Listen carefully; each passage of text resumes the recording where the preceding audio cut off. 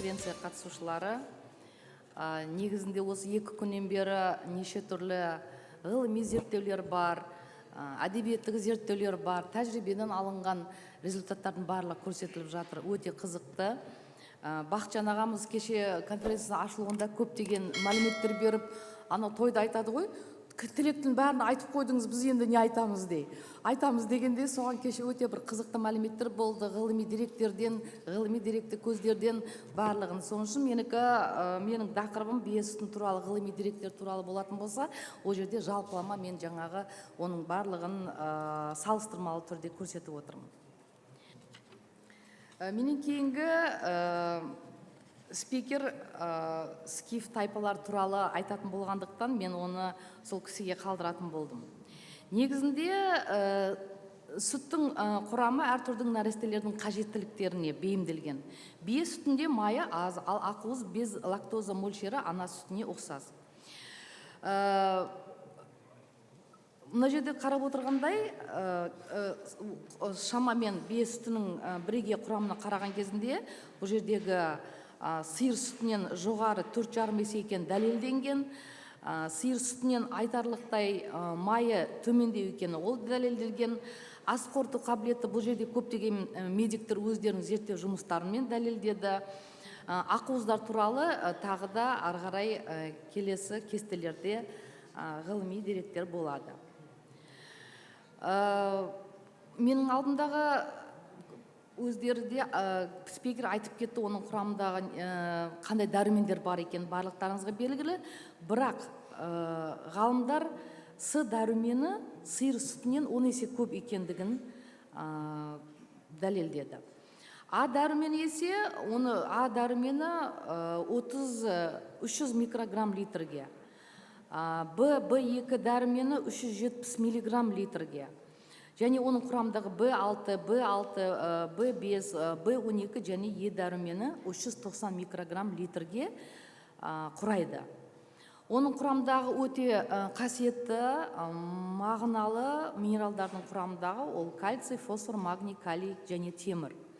Май қышқылдарын кешедегі спикерлерді айтып кетті, оның құрамындағы омега-6 және омега-3 полиқанықпаған амин қышқылдары барлық болғандығына оның тағамдық құндылығы өте жоғары.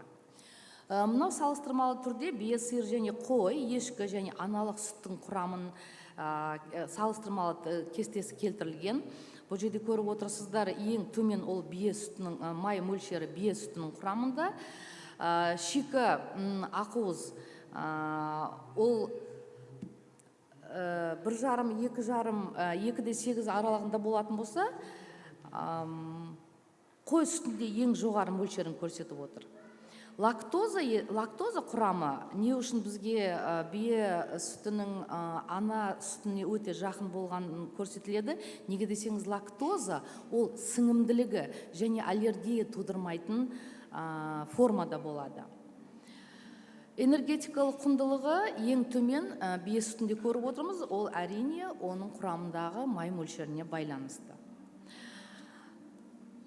Ақуыздың мөлшері түрлер арасында, жануарлар түрлер арасында айтарлықтай өзгереді және тұқымға, лактация кезеңіне, азықтандыруына, климатқа, туу санына және жыл мезгіліне байланысты болады. Күйіс қайратын жануарлардың сүт ақуыздары шамамен 80% казеиннен және 20% сарысу ақуызынан тұрады. Бие сүтінде сарысу ақуызы көп, шамамен 40%-ді құрайды. Бұл оны ана сүтіне ұқсатады және альбуминді сүт ретінде сипаттауға мүмкіндік береді. Оның құрамындағы алмастырылмайтын амин қышқылдарының молдығы, бүгін триптофан туралы айтып кетті, және одан да басқа алмастырылмайтын амин қышқылдары бар. Бие сүтін адам үшін, әсіресе сиыр, қой және ешкі сүтінен пайдалырақ етеді. Сиыр сүтіндегі альфа лактабулин және бета лактоглобулин балаларға аллергия тудырауы мүмкін. Ешкі сүті жақсы сіңеді, ал бие сүтінде де бета лактоглобулин бар, бірақ оның құрамы ана сүтіне жақын болғандықтан бие сүтін аллергия қауіпті төмен балама ретінде қарастыруға мүмкіндік береді. Бие сүтінің микробқа қарсы қорғанысы негізінен лизоцимнің адам мен ешкі сүтіндегідей және аз дәрежеде ана сүтінде басым болатын лактофериннің болуына байланысты. Бұл жерде сары судың шынайы ақуызы и мына жерде көріп отырсыздар бета-лактоглобулин, жаңағы альфа-лактоглобулин, лактобульмин, бұл жерде бие сүті мен ана сүтінің екеуі жақын және ұқсас болып келеді. Иммуноглобулиндер, яғни айтқандай көріп отырсыздар, тек қана бие сүтінде, сиыр сүтінде және ана сүтінде болуы мүмкін. И міне лизоцимді жаңағы антимикробный өзінің қасиеті бар деп айтып кеттік. Көріп отырсыздар, басқа жануарға қарағанда тек қана бие сүтінде қатысып отыр. Енді бие сүтінің казеині АС және бета казеиннің тең үлесінен тұрады. Бұл касаморфиндердің түзілуіне ықпал етеді. Ондағы бета казеин мөлшері ана сүтіне ұқсас, ал казеин мицеллаларының губка тәрізді құрылымы сіңімділігі арттырады. Бұл қасиеттер бие сүтінің аллергиясы бар балаларға арналған сиыр сүтінің баламасы ретінде тиімді етеді. Бір қатар ғалымдар бие мен ана сүті сиыр сүтінің тығыз ұйығанына қарағанда, және сіз айтып кеткендей, мысалы үшін сиыр сүтінде қоюла болады деп, жеңіл сіңімді болғандықтан физиологиялық тұрғыдан нәрестенің тамақтануына қолайырақ, жұқа, жұмсақ тұнба түзетінін хабарлайды.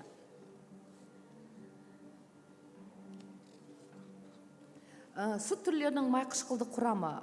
Біз білеміз, біздің адамның ағзасына өте амин қышқылдары қажеттілігі туралы. Мұны жоғарыда қаныққан май қышқылдарының құрамы, моно қанықпаған және поли қанықпаған май қышқылдарының құрамы көрсетілген. Моно қанықпағанға алеин қышқылы кіреді, а поли қанықпағанға оған линол және линолен қышқылдары кіреді. Мұны көріп отырсыздар, поли қанықпаған май қышқылдарының құрамы ең жоғары болып бие сүтінде болып отырады. Соның үшін кешелі бері көп ғалымдар омега-6, омега-3 оның адамның ағзасына көптеген терапиялық әсер етеді дегені осыған байланысты. Міне көріп отырсыздар, омега-6 және омега-3 және оның қарым қатынасы көріп отырсыздар. Кеше бір мәліметтер болды, 1:1 деген, бірақ бұл жерде 2:1 болып отыр. Негізінде амин-6 мен амин-3 қылдың қарым қатынасы емдік қасиетті қашан тиісті болады. Оған егерде омега-6-ның омега-3-ке 3:1 болатын болса, профилактикалық қасиеттері 5:1 болатын болса, а егерде күнделік тамақтануға міндетті түрде омега-6 мен омега-3 10-нан 10-ға 1-ден жоғары болмауы керек. Бұның тағы да атерогендік индексі, тромбогендік индексі және денсаулық индексі деген көрсеткіштер бар. Ол медиктерге және тағамдық құндылығына байланысты көрсеткіштер. Бұл жерде көріп отырсыздар, бие сүтінің ол төмен болып отыр. Қаншалықты төмен болатын болса, соншалықты оның пайдалы болып келеді. Иммунологиялық қасиеттер туралы айтып кетті, бірақ мен бұл жерде нүкте қоймақшы болғаны, бұл күшті бактерияға қарсы қорғанысты қамтамасыз ететін ана сүтінен 4-5 есе жоғары. Бұл ғылыми деректерге барлығы негізделген. Лактоферин мен иммуноглобулиндер лактофериннің 10-20 миллиграмм 100 миллилитрге және иммуноглобулиндердің менің алдыңғы спикердің айтып кеткені болуы иммундық жүйені нығайтады. Тем более яна өздерінің тәжірибелерінің нәтижелерімен бөлісіп отыр. Табиғи қасиеттері ол ағзаны қорғауға көмектесетін табиғи бактерияға қарсы және вирусқа қарсы қасиеттерге ие. Қымыз пробиотиктер өнім ретінде пайдалы бактерияларды көбеюіне ықпал етеді, дисбактериозды азайтады және ас қорытуды жақсартады деген және де біздің спикердің тәжірибесінен оны көріп отырмыз. Ас қорытуға оңай және гипоаллергенді туралы оларды айтып кетті. Соның үшін бұл тек қана жас балдарға өте пайдалы және үлкен адамдарға бір ауыр аурулардың алдын алуға және өмір жасын ұзартуға пайдалы екенін бірнеше рет айтылып кетті. Денсаулыққа пайдасы туралы мен де қайталанбай ақ қоя салайын. Неге десеңіздер, әрбір бие сүтінің құрамындағы макро және микронутриенттердің адамның ағзасына пайдасы туралы және айтылып кетті. Ішек микробиомдарын қолдауға және қайталағым келмейді, бірақ айтып кетпекші болғаным, бие сүті олигосахаридтерге бай, пребиотик ретінде әрекет етеді және флора балансын жақсартады және нормалайды деп айтуға да болады.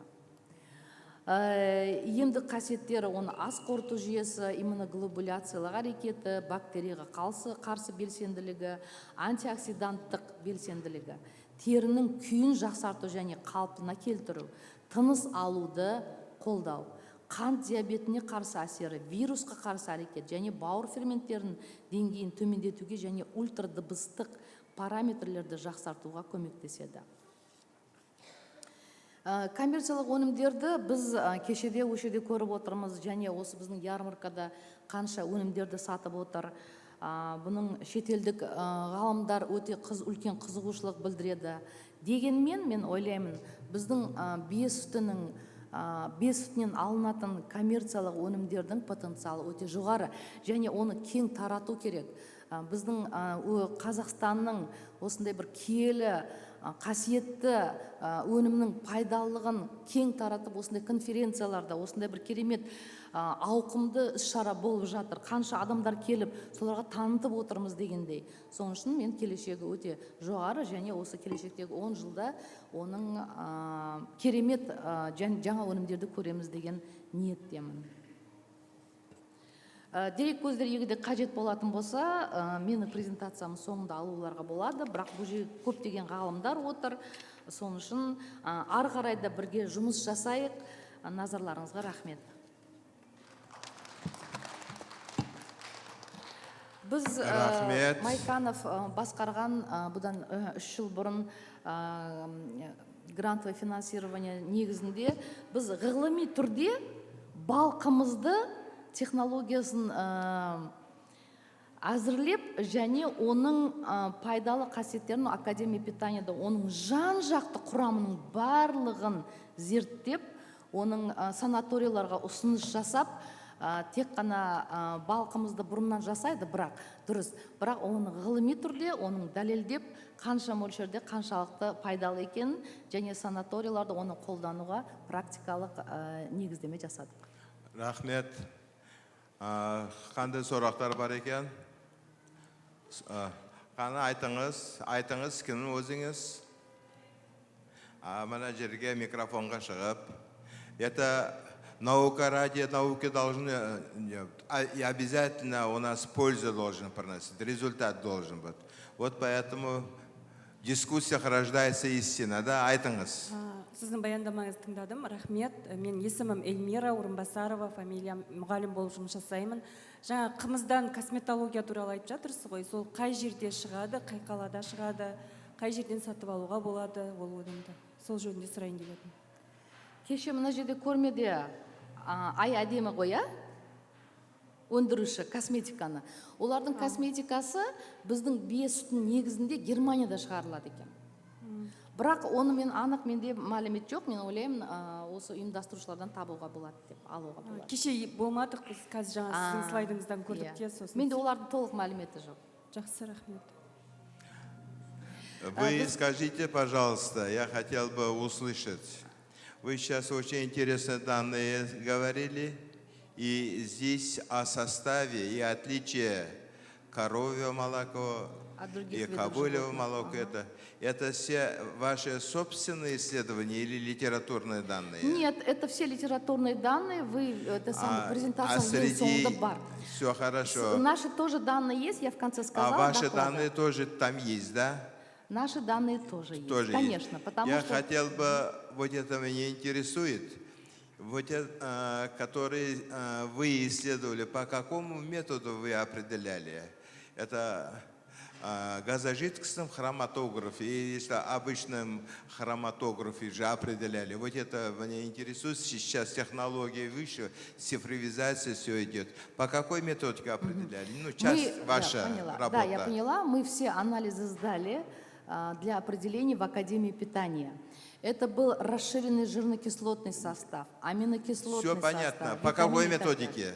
Да. По какой методике определяли? На каком аппарате? Я же сказала, что мы в Академии питания сдали, А они Академия определяли. питания, это Да, значит да, Шарман. газожидкостном хроматографе это Да, же. да. А в Алмате Академия Да, питания в Алмате в определяли. Академии питания. Все Ага. хорошо.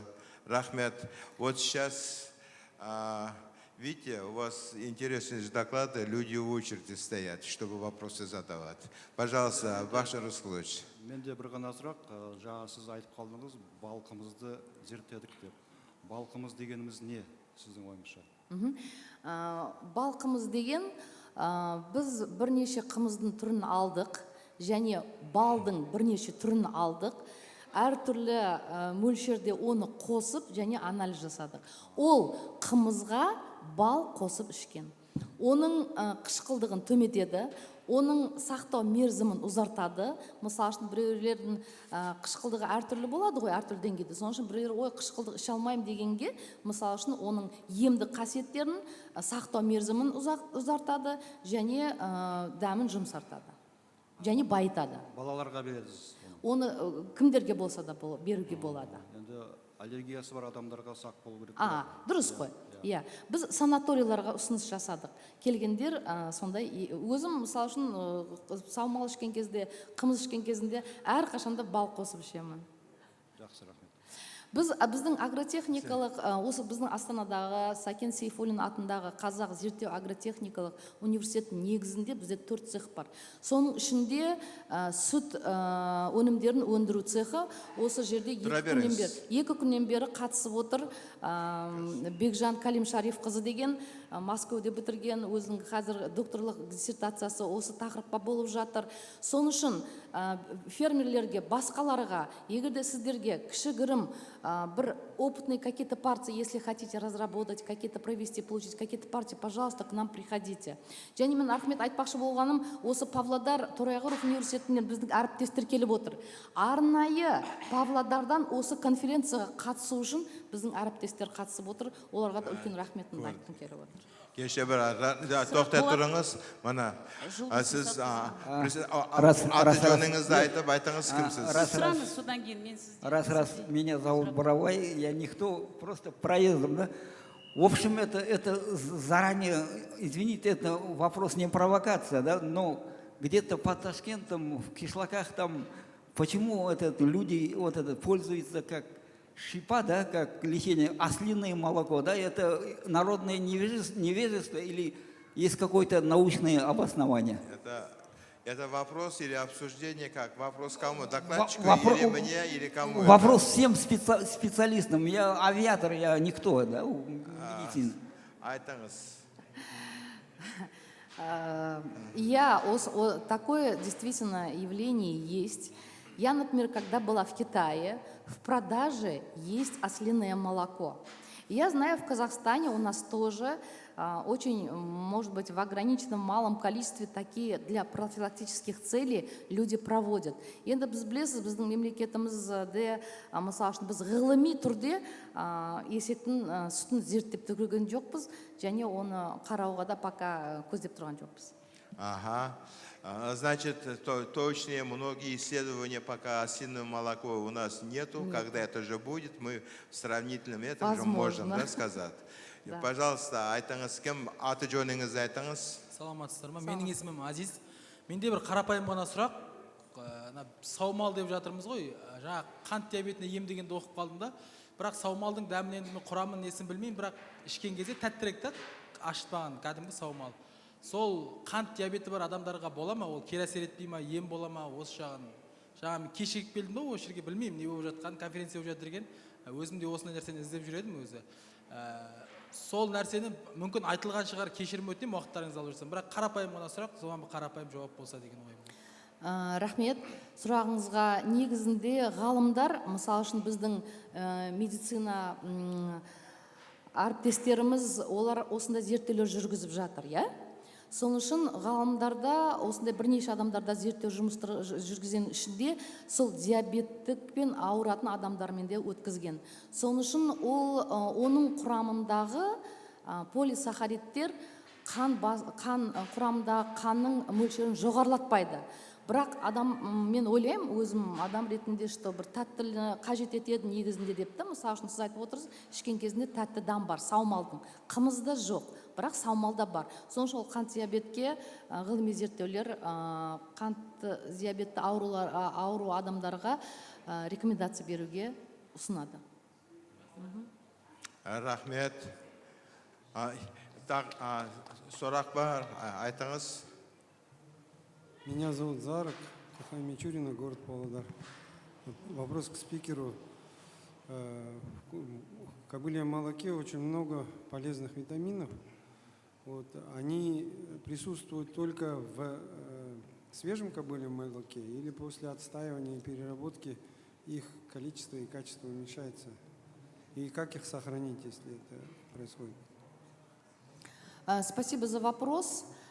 Как мы знаем, в сыром продукте, точно так же, как и в кобыльем молоке, естественно, его питательная ценность выше. Мысалы үшін саумал сататын жерлерде, менің білуімше, саумал ішіп жүрміз, сол бір ыдысқа құйған кезінде 20 минуттан кейін өзінің бірнеше қасиеттерін жоғалтады екен. Соның үшін саумалды сауғаннан кейін сол ыдысты жерге қоймай, сол қолма қол беріп ішкен кезде ғана оның ырымшығар жоғарлайды дейді.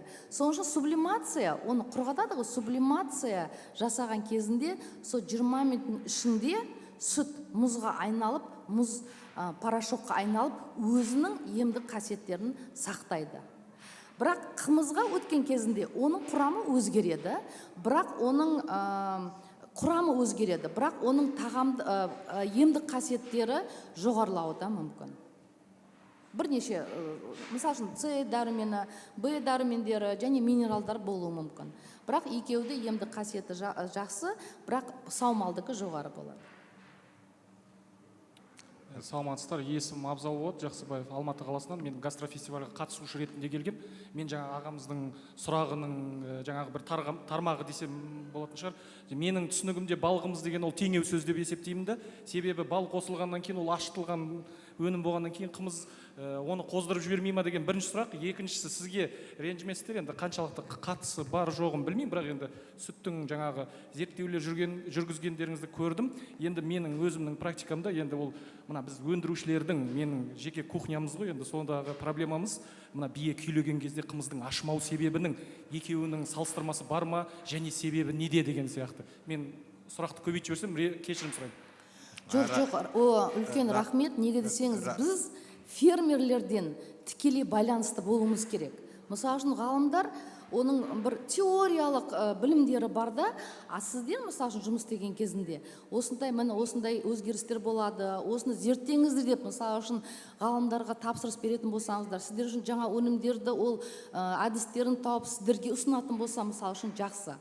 Бірақ сіз білесіз, білесіз ба, білмейсіз ба, бірақ бал оның сақтау мерзімі жоқ. Ол қазіргі айтатын суперфудтарға жатады деп та. Мысалы үшін біз оны 1 жылға шейін сақтадық. Және бал қосылмаған қымызды да өзін сақтадық. Соның үшін оның қаншалықты құрамындағы спирт, құрамындағы қант, қалай, оның қышқылды саны өзгеретін барлығын байқадық. Соның үшін оның құрамына қосылған бал өзінің қасиеттеріне байланысты оның сапасын жақсартады. Екінші сұрақ бойынша жаңағы күйлеп тұрған биенің сүтімен ол бар нәрсе, өйткені біз соны істеп жатырмыз.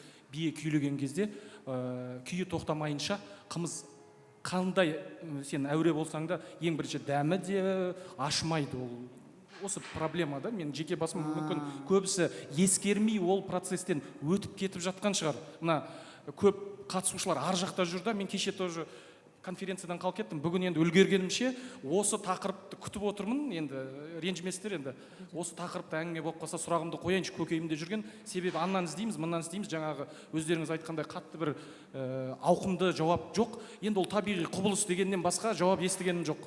Және жаңағы сіз айтып жатқаныңыз, кешіріңіз енді, бал қосылу тағы да тақырыбы. Енді ол сіз сақтап, сіздер бәрімен халыққа да түсіндіру керек сияқты. Оның сақтау тәсілін, себебі ол бәрібір балдың құрамы қант болғандықтан бәрібір спиртін жоғарылатып жіберіп, қорықпаңыздар, табиғи қымызды іше беріңіздер деп біз айтамыз. Бірақ жаңағы себептерден, қоспаның кесірінен жаңағы полиция қызметкерлерімен проблема болуы мүмкін негізі осы себептен.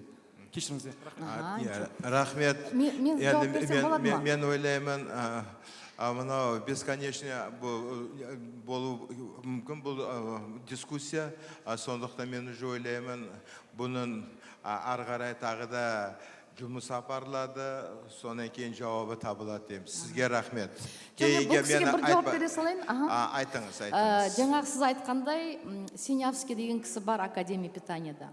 Олар осы әртүрлі Қазақстанның өңіріндегі 1 айлық, 3 айлық, 6 айлық, 9 айлық сүттердің құрамын зерттеген. Егер де қаласаңыз, мен сізге сол зерттеу нәтижелерін беруім мүмкін. Рахмет.